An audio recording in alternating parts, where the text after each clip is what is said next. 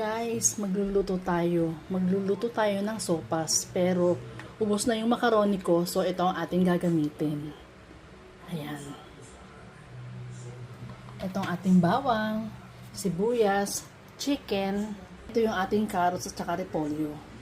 Ito naman ang ating meatballs. Hindi ko pa siya nagagawang balls. Mamaya. At ito ang ating kaserola. May mantika at paminta na yan. Lagay natin ang ating bawang. Lagay natin ang ating sibuyas. Lagay natin ang chicken. Lagyan natin ang patis.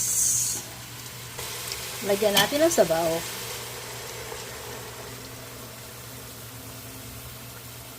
Tubig na mainit na guys ang nilagay ko para dire-diretso ang kulo. Ayan guys, 500 grams ito. So lagay natin ang kalahati lang. 250 grams. Ayan. Lagay natin ang ating meatball. Hindi na kailangan pakabilugin pa yan. Ganyan lang okay na yan. O yan guys, nalagay ko na lahat ng aking gulay.